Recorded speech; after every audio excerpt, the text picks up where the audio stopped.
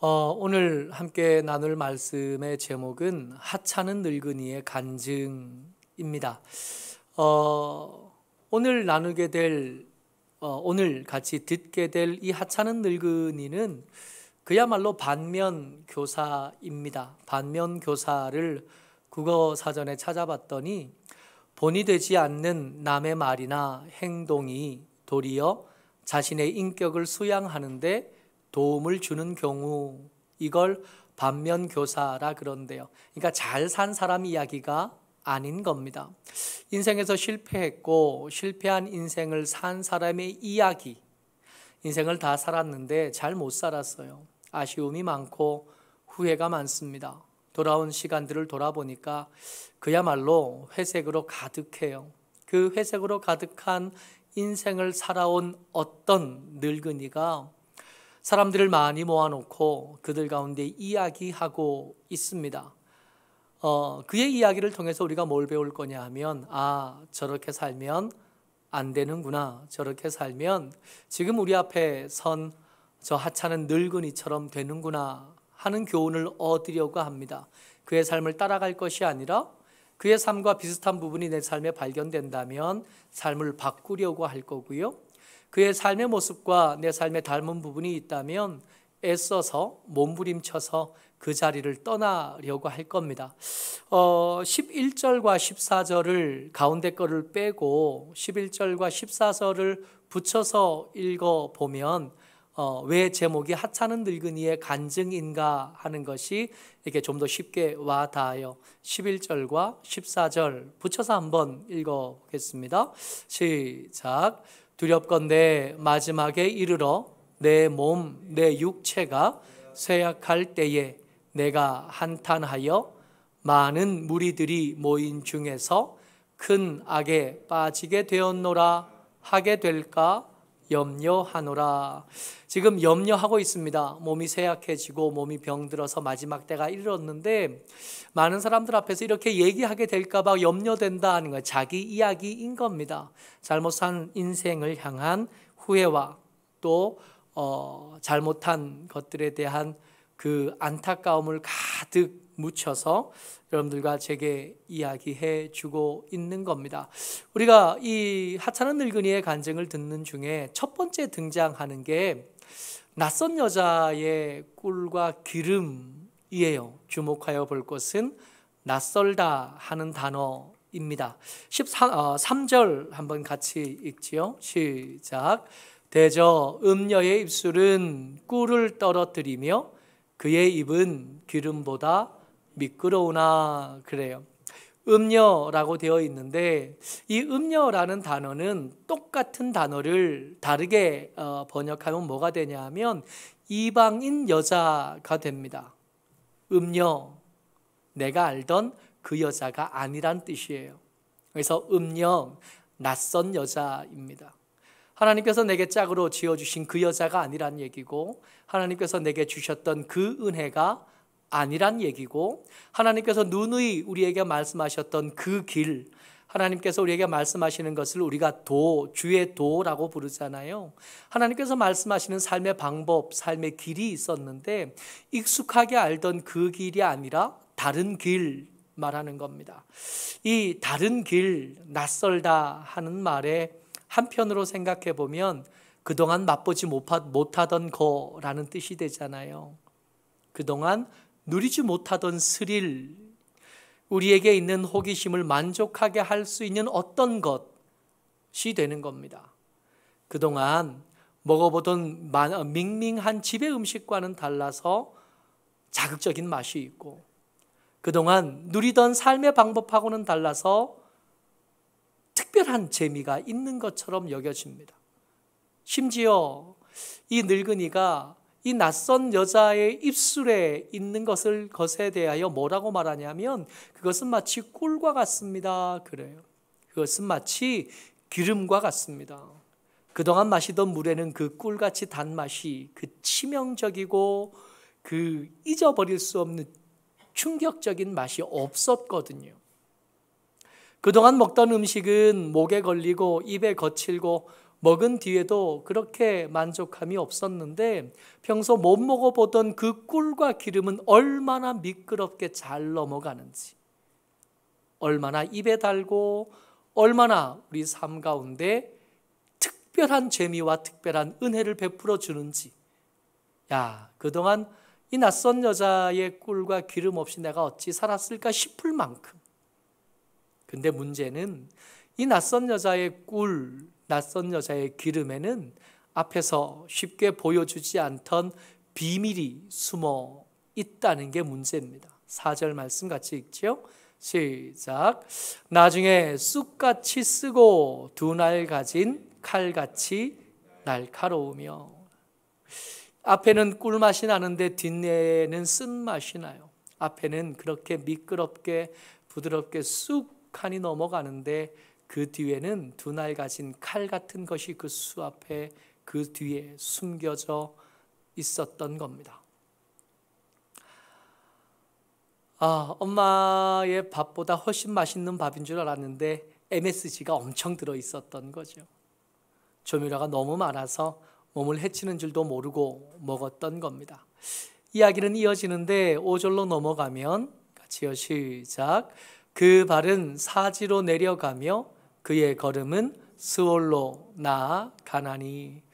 평소에 먹던 것은 내 생명을 위해서 유익한 거였습니다. 그래서 입에는 안 맞을 수 있었고 내 취향과 귀호에는 그렇게 맞지 않았어도 내게 유익한 것, 그것을 오래 같이 살아도 문제가 되지 않는 것이었던 것에 반해 이 낯선 여자의 꿀과 기름은 치명적인 단맛이 있고 내 삶에 얼마나 특별한 재미를 주는지 정신을 차리지 못할 만큼 충격적이었는데, 문제는 이게 하루 이틀 지나다 보니까 어느새 미끄러져서 스올에, 죽은 사람들만 가는 곳이 스올입니다. 살아서는 거기 도착할 수 없어요.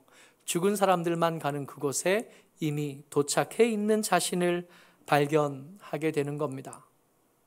여러분 한번 생각해 보십시다. 이 꿀, 낯선 여자의 입술에 있던 그 꿀과 기름, 거기에 빠져서 그 칼에 상하고 스올에 도착한 사람들이 매번 똑같이 하는 말이 뭐냐면, 나는 잘 몰랐습니다. 이렇게 될 줄 알았으면 제가 이렇게까지 했겠습니까? 그러지 않았을 겁니다. 나는 몰랐던 겁니다. 매번 그렇게 말하지만 그게 과연 사실일지는 잘 모르겠습니다. 6절 말씀 같이 읽어보죠. 시작. 그는 생명의 평탄한 길을 찾지 못하며 자기 길이 든든하지 못하여도 그것을 깨닫지 못하였느니라. 매번 많은 사람들이 그렇게 해요. 그럴 줄 몰랐다고. 독립운동을 목숨 걸고 하는 사람들을 바라보면서 앞제비 노릇을 하던 사람이 독립되고 난 다음에 그런다잖아요. 해방될 줄 몰랐다고. 이게 진짜 우리 삶을 망칠 줄 난 몰랐다고. 그 뒤에 칼이 숨겨진 줄 몰랐다고.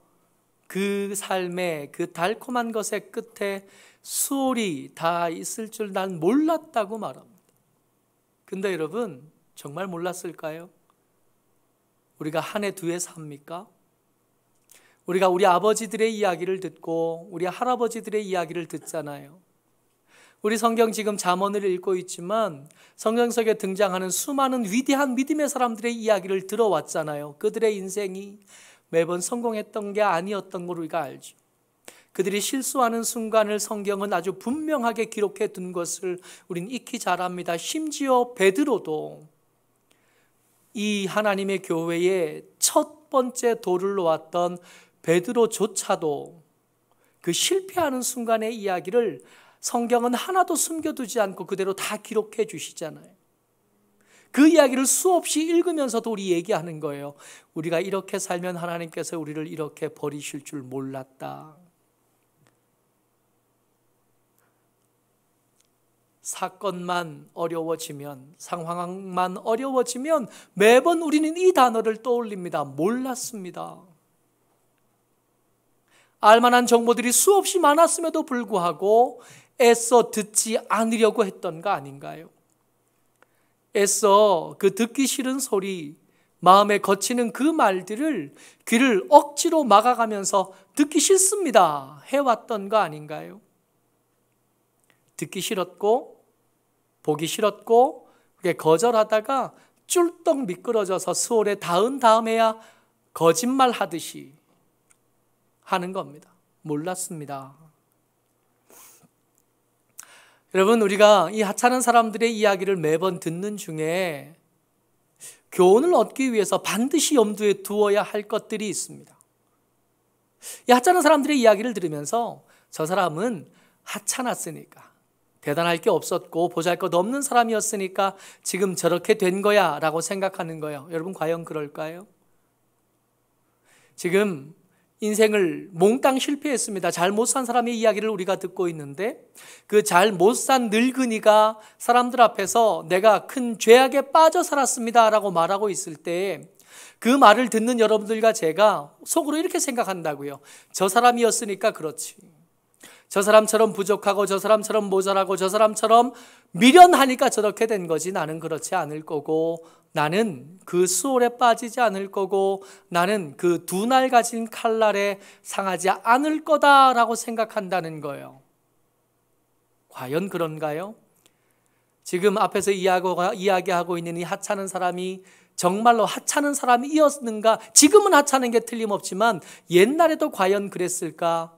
여러분, 그렇지 않다는 겁니다. 지금은 이 사람이 하찮게 되었으나 한때는 그 하찮은 사람들 모아놓으면, 그 어리석은 사람들 모아놓으면 그 중에 1등 하는 사람만 지금 살아남은 거예요. 나머지 다 어떻게 있어요? 나머지 다 수월에 간 겁니다. 나머지 다 죽었고 한 사람, 겨우 살아남은 사람이 하찮게 되어서 앞에 서 있는 겁니다. 그러니까 어리석은 모든 사람들 중에 1등 하는 사람 앞에 세워놓은 거라고요. 이 사람이 너희들은 이렇게 살면 안 돼 라고 말하면서 어떤 단어를 쓰냐 하면 9절 한번 읽어요. 시작. 두렵건대 내 존영이 남에게 잃어버리게 되며 내 수완이 잔인한 자에게 빼앗기게 될까 하노라. 여러분이 존영이라는 단어가 성경에서 그렇게 자주 쓰이는 단어는 아닌데, 이 존영이 보통 이 영광, 이 특별히 아름다운 단어라 보통은 하나님에게 붙여 써야 되는데, 여기는 하나님에게 붙여 쓴 단어가 아니라 사람들에게 붙여 쓰여진 단어입니다. 이 존영이라는 단어가 거대하다, 탁월하다, 특별한 광채가 있다라는 뜻이에요.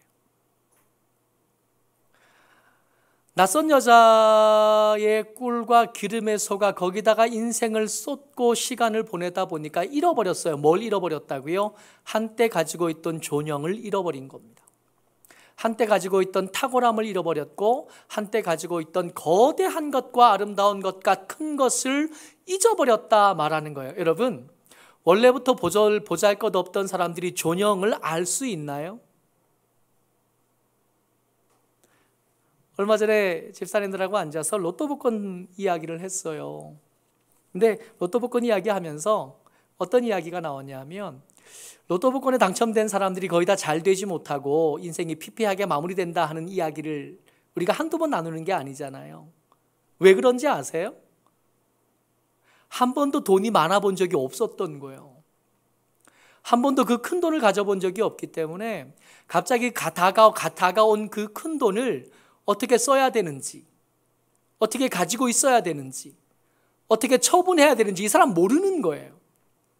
그래서 그 큰 돈이, 갑자기 큰 돈을 얻은 이 사람이 그 큰 돈의 유익을 얻지 못하고 돈이 가지고 오는 해악만 뒤집어 쓰다가 인생을 마무리한다는 거죠. 여러분, 이 지금 하찮은 늙은이가 존영을 이야기합니다. 한 번도 가져본 적이 없던 탁월함, 한 번도 가져본 적이 없는 그 특별한 거대함, 이 사람이 이야기할 수 있는 거는 한때 그거 누려봤던 거예요. 한때 그거 가져봤던 겁니다. 한때는 그 주변에 있는 사람들 중에 1등이었던 사람입니다. 지금은 하찮게 됐지만 말이에요. 10절 보지요. 시작. 두렵건대 타인이 내 재물로 충족하게 되며 내 수고한 것이 외인의 집에 있게 될까 하노라. 머릿속에 있는 돈의 없어짐이 아니라 살면서 가졌던, 여러분 돈 버는 게 살아보면 볼수록 힘들잖아요. 아버지처럼 살지 말아야지 말은 하지만 막상 직장 생활을 시작해보면 아버지가 얼마나 특별한 견딤과 인내로 그 인생을 살아냈는지 존경하게 되거든요. 아들이 언제 철드냐 하면 직장생활 시작하면서 철들게 돼요. 돈 벌보니까 인생살이가 얼마나 수고로운지 아는 거예요. 아버지의 보잘것없어 보이던 그 인생이 얼마나 큰 인내로 만들어지고 얼마나 큰 오래 참음으로 만들어진 건지 겨우 알게 된 겁니다. 돈 벌어보니까 알겠는 거예요.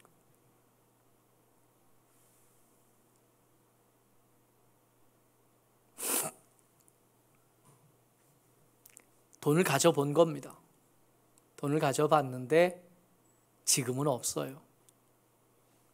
여러분, 이 하찮은 늙은이의 간증을 들으면서 저 사람은 부족해서 그렇지, 아니요, 이 사람 1등 하던 사람이라고요. 그 주변에 낯선 여자의 꿀과 기름에 속은 사람이 한둘이 아니었고 수없이 많았고, 수없이 많은 사람들이 그 낯선 여자의 꿀과 기름에 속아 인생을 낭비하는 중에 다 죽었다고요. 다 죽고 1등 하던 이 사람만 겨우 살아남은 겁니다. 겨우 살아남아서 그 인생이, 그 육체가 쇠잔해진 다음에야 문득 생각난 거예요. 내 잘못된 인생이 내 뒤를 따르는 사람들에게서 반복되지 않았으면 좋겠다 생각하게 된 거예요. 예수님의 말씀 속에 등장했던 부자를 우리가 기억하잖아요. 지옥의 뜨거운 불 속에서 고통받다가 보니까 눈앞에 아브라함이 보였고 내 살아생전에 내 집 앞에 구걸하던 나사로가 보여서 물 한 방울만 찍어달라 구걸하다가 금지됐다. 그러니까 그러면 우리 집에 내 형제들에게 좀 보내주십시오, 나사로를. 그러면 저들이 내가 살았던 실패한 인생을 반복하지 않을 수 있지 않겠습니까? 그렇게 구하는 장면들을 우리가 봅니다. 근데 그 부자보다 이 늙은이가 그래도 형편이 좀 나은 거예요. 죽기 전에 안 거지. 죽기 전에 내 인생이 잘못된 걸 눈치챈 거예요. 그 낯선 여자의 꿀과 기름에 내 인생이 망가졌다는 걸 알게 된 겁니다. 그래서 할 수만 있으면 젊은 사람들이, 아직 기회가 있는 사람들이 나처럼 실패한 인생을 반복하지 않았으면 좋겠다 하는 소망이 생긴 겁니다. 그래서 그 소망을 가지고 말할 기회를 얻었고 이렇게 말하고 있는 거예요. 그 하찮은 늙은이가 너희들 조심해야 돼 라고 말하면서 내가 했던 실수를 반복하지 않아야 돼 하면서 말하는 게 뭐냐 하면 내 우물과 내 샘입니다. 중요한 것은 우물과 샘의 소유가 누구이냐 하면 이미 너예요. 너. 낯선 여자는 내 거 아니라 아닌 거라 그랬잖아요. 내게 익숙한 것 아닌 것들, 내게 허락된 게 아닌 것들이에요. 그래서 내게 있는 것들을 다 팔아서 억지로 얻어와야 됐던 것에 비해서 이 하찮은 늙은이가 뭐라고 말하냐 하면 네게 없는 것 말고 네에게 이미 있는 것, 너에게 이미 허락되어진 것이 있는데 그 샘과 그 우물, 낯선 여자의 꿀과 기름이 아니라 물, 그것도 이웃집의 물이 아니라 내 물, 너희들에게 허락되어진 것들, 이거 붙잡아야 돼 라고 말하고 있습니다. 15절이요. 같이 읽습니다. 시작.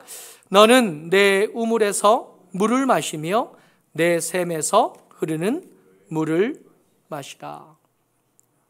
지금 하고 있는 얘기는 실패한 인생을 산 하찮은 늙은이가 자기 인생을 돌아보니까 언제 실패했는지 알겠잖아요. 살아보고 났으니까 이제 기회도 없는데 그 인생을 다 돌아보니까 알겠어요. 언제부터 잘못되었냐 하면 내게 허락되어진 샘, 내게 허락되어진 물을 귀중하지 않다고 여기던 때, 내게 당연하게 내 걸로 허락된 것이 소중하지 않다고 여겨지던 그때부터 문제가 시작되었다는 걸 알게 된 겁니다. 그래서 소중히 여겨야 되는데 뭘 소중히 여겨야 되냐면 네 우물을 소중히 여겨야 되고 네 샘을, 네 물을 소중히 여겨야 된대요. 근데 여기서 샘, 우물 그러는데 이거 뭔 얘기냐 하면 사람 얘기입니다. 사람. 이미 너희들의 옆에 있는 그 사람 얘기예요. 17절과 18절, 19절을 같이 한번 읽어봅니다. 내 소중히 여겨야 될 내 샘과 내 우물이 뭔지에 대해서 계속 길게 이야기하고 있는 거예요. 같이요. 시작. 그 물이 내게만 있게 하고 타인과 더불어 그것을 나누지 말라. 내 셈으로 복되게 하라. 내가 젊어서 취한 아내를 즐거워하라. 그는 사랑스러운 암사슴 같고 아름다운 암노루 같으니 너는 그의 품을 항상 족하게 여기며 그의 사랑을 항상 연모하라. 처음에는 물 이야기 하더니 이 이야기가 한 절 한 절 뒤로 가면서 누구 이야기였어요? 허락되어진 사람 이야기로 넘어갔습니다. 콕 찍어서 아내이고 콕 찍어서 남편인데, 콕 찍어서 아내와 남편일 뿐만 아니라 함께 삶을 나누고 있는 그 사람들 이야기로 폭을 좀 넓힌다고 해서 큰 문제는 생기지 않을 것 같아요. 언제부터 인생이 잘못되었냐 하면 이미 우리에게 허락되어진 사람이 가볍게 여겨지면서부터 인생은 잘못되기 시작한 겁니다. 왜 내 옆에는 이렇게 능력 없는 사람들만 있을까? 왜 내 옆에는 이렇게 모자란 사람들, 가난한 사람들, 아픈 사람들, 그렇게 쓸모없는 사람, 없는 것처럼 보이는 사람들만 옆에 있을까 할 때부터 인생은 뒤틀리기 시작했고 인생은 망하기 시작한 겁니다.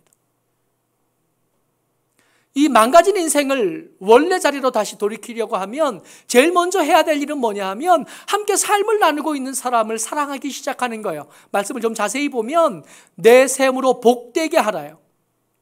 그러니까 이 셈으로 내가 복되는 건데 내가 지금 뭘 해야 돼요? 셈이 복되게 해야 돼요. 셈에 다른 쓰레기가 쌓이지 않도록.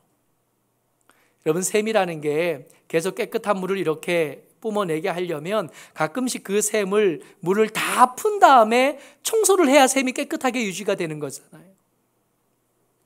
낙엽이 거기 쌓이지 않게, 이끼가 거기 끼지 않도록 하려면 가끔은 물을 다 퍼내야 돼요. 물을 다 퍼낸 다음에 청소를 하고 깨끗이 소재한 다음에 새물을 받기 시작해야 되거든요. 그러니까 이런 수고를 아까워하면 그거 아까워하고 아깝다고 느끼는 순간부터 인생은 뒤틀리기 시작하는 것. 인생은 어그러지기 시작하는 거예요. 언젠가부터 함께하는 사람이 대단치 않게 여겨지는, 그 사람하고 연애하고 그 사람하고 결혼을 꿈꿀 때는 그렇게 귀하고 아름다운 사람이었는데 어느샌가 한 달, 두 달, 한 해, 두 해 지나면서 허니문이 끝나고 인생의 노년이 찾아올 때쯤, 혹은 중년이 찾아올 때쯤, 혹은 갱년기가 찾아올 때쯤 되니까 그 사람이 있는 것보다 없는 게 더 낫겠다 하는 생각이 든, 다른 사람으로 좀 바꿨으면 좋겠다 하는 생각이 드는 거예요. 인생은 그때부터 망하고 있는 것. 그동안 누리던 은혜가 아니라 그동안 누리지 못했던, 더 좋아 보이던 남의 신랑, 더 좋아 보이던 남의 마누라, 더 좋아 보이던 엄마 친구 아들들, 엄마 친구 딸들, 더 좋아 보이던 교회, 더 좋아 보이던 기업, 더 좋아 보이던 어떤 것들 곁눈질하면서 우리의 삶은 망가지고 있다. 우리의 삶은 뒤틀리기 시작했다. 그래서 이 늙은이가 말하는 거예요. 지금 함께한 사람이 복된 삶을 계속 유지하기 위해서 하나님께서 주신 최선의 은혜였다고. 이게 회복이 되지 않으면, 그 회복이 되지 않은 사람들 중에 1등 하면 하찮은 늙은이처럼 될 거고 2등 하면 미리 죽을 거고요. 하찮은 늙은이가 말하는 자기의 인생이 실패했던 그 순간, 두 번째 이야기가 뭐냐 하면, 중요했는데 지금 생각하니까 그때 그게 너무 중요했는데 지금은 중요한 줄, 아니 그때는 중요한 줄 몰랐는데 지금 생각해보니까 그때 그 가르침이 그렇게 중요했다. 그동안 소홀히 여기고 거절하던 것들이 있었던 겁니다.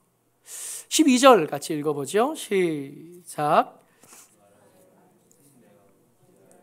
훈계를 싫어하며 내 마음이 꾸지람을 가벼이 여기고, 13절, 내 선생의 목소리를 청정하지 아니하며 나를 가르치는 이에게 귀를 기울이지 아니하였던고. 말씀을 볼 때 몇 가지 단어를 좀 주목하여 봐야 되는데, 싫어했던 것, 가벼이 여겼던 게 있었습니다. 그죠? 훈계를 싫어했었고 그 훈계와 그 꾸지람을 가볍게 여겼어요. 별것 아니라고 생각했던 거였는데 무슨 뜻이냐면 그때도 알고 있었다고요. 그때도 그거 잘못된 길이라고 잘못된 삶이라고 말해주던 이가 그 주변에 있었다고요.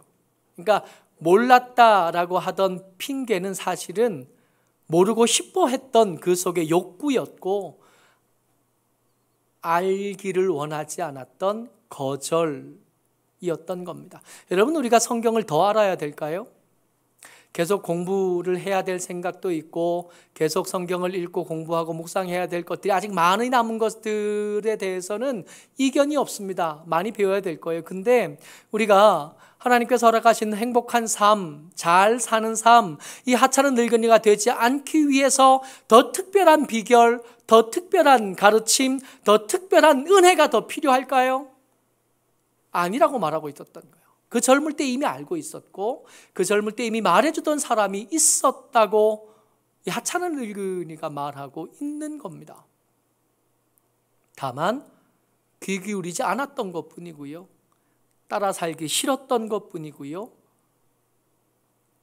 귀찮았다.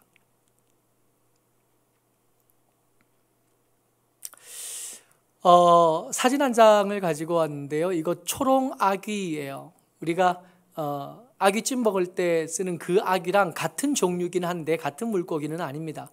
우리가 흔히 먹는 아귀는 얕은 물에서 사는 거고요. 그래서 이것저것 많이 잡아 먹어서 크기도 하고 먹을 것도 있고 그래요. 근데 지금 사진에 가지고 온 거는 이름은 아귀인데 이게 심해에 삽니다. 한 3,000m 깊은 바다에 살아요.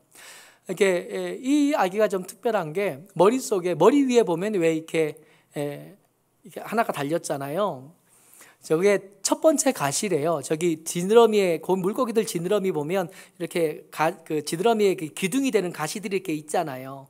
그 첫 번째 가시가 길게 마디를 가지고 떨어져 나와서 거기서 불을 반짝 켠대요. 불을 반짝 켜면 그 불에 이끌린 그 불빛에 이끌린 것들이 이렇게 끌려왔다가 저 큰 입에 삼켜지는 거죠. 이 초롱아귀의 사냥 방법이 그래요. 그래서 근데 저 초롱아귀는 실제로 잡아도 먹을 게 없대요. 먹을 수 있는 고기가 없답니다. 그럴 만도 한 게 심해 3,000m쯤 되면 먹을 게 실제로 많지 않대요. 그래서 열심히 헤엄쳐 다니지도 않는데요. 그냥 가만히 있고 불만 반짝 켜두는 거예요. 그러면 거기에 이끌린 것들이 천천히 오면 냉큼 잡아먹고 그 자리에서 또 기다리는 거죠. 정말 재미있는 것은 이 초롱아귀는 수컷이요. 초롱아귀 암컷, 저건 암컷이고요. 암컷에 비해서 한 50분의 1 정도밖에 크기가 되지 않아요. 근데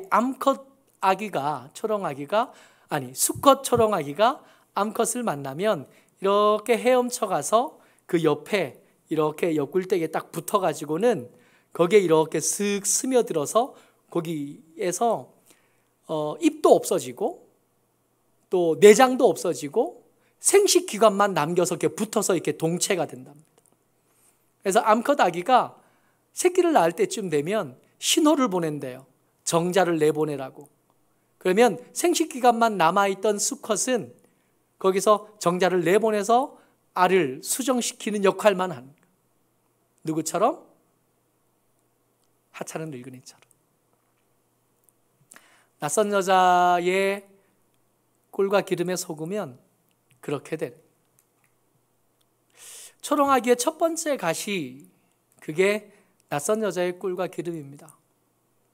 세상은 참 힘들고 어렵습니다. 정신없이 살다 보면 잘 모르는 채로 저기 꿀과 기름에 속아서 인생을 낭비하다가 하찮은 늙은이가 되거나 아니면 그 전에 죽거나 하는 수밖에 별로 없어요.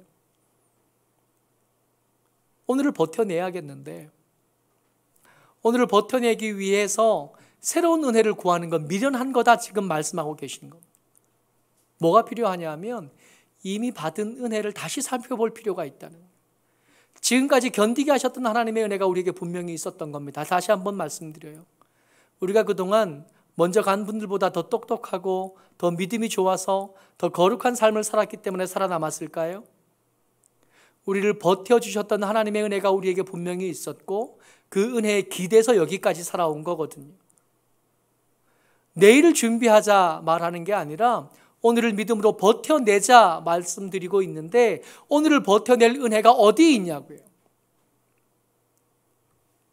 새로운 은혜가 아니라 이미 받아서 우리에게 허락되었던 은혜가 열쇠인 겁니다.